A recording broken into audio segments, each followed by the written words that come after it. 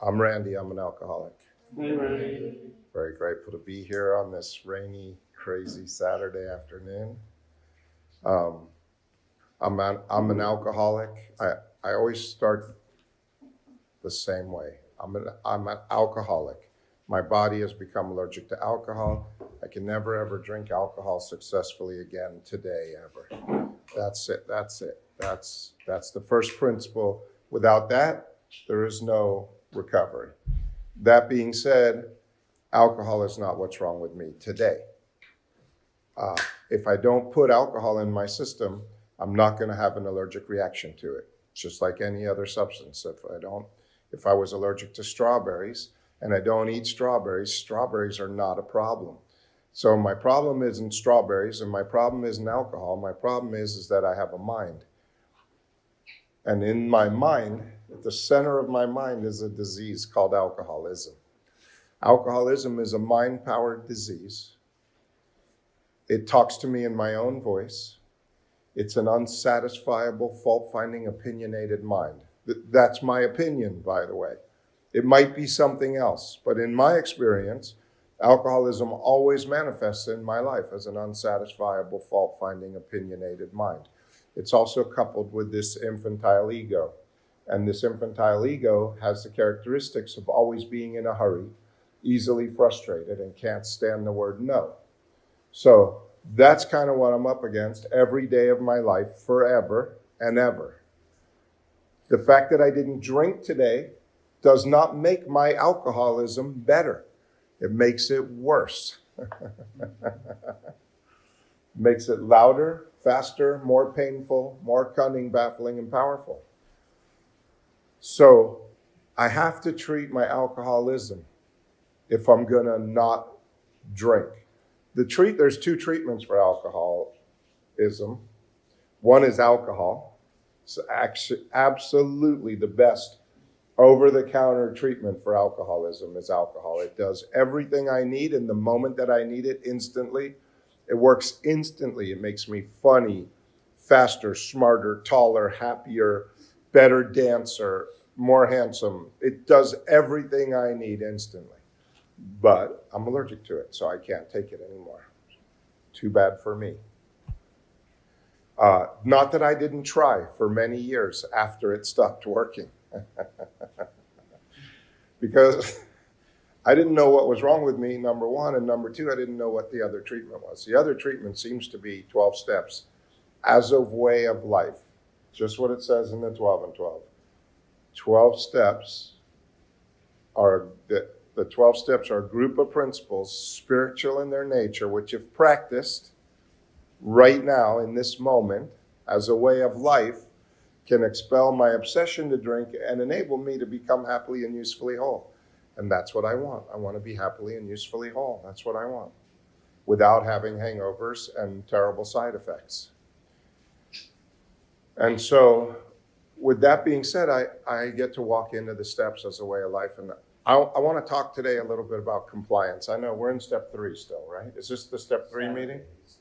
Saturday is step 10. We're in step 10. Step 10, my favorite step of all steps. I can't believe that I get the days mixed up every single week.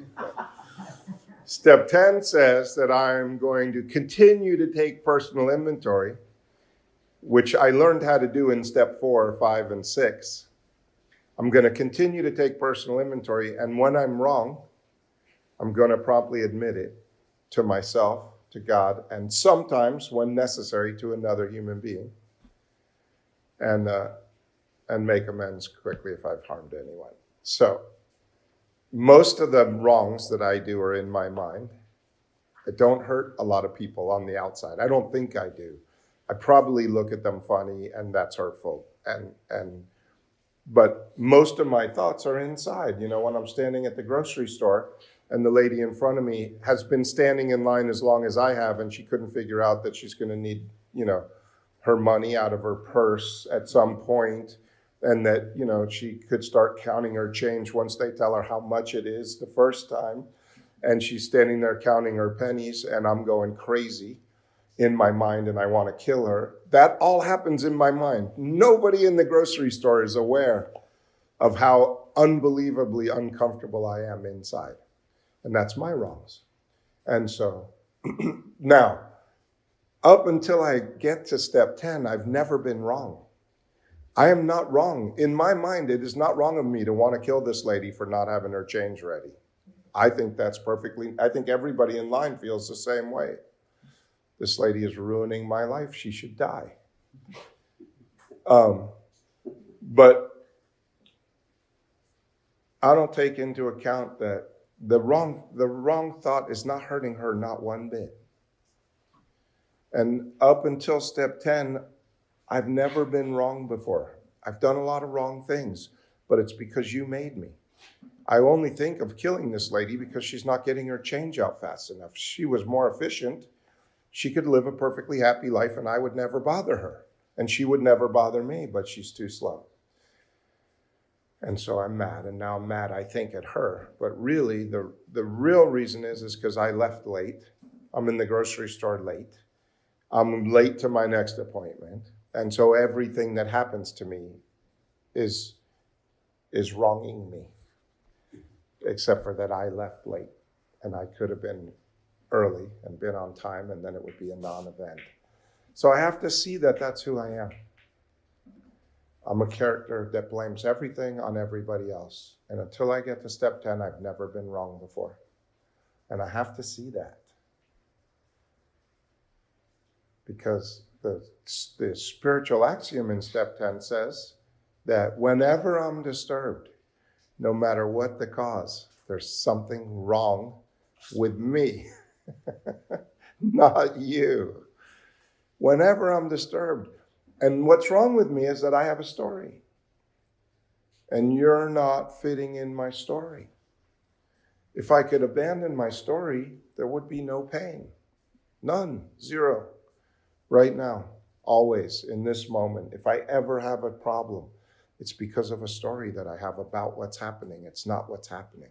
And terrible things happen. People die. People get their legs cut off.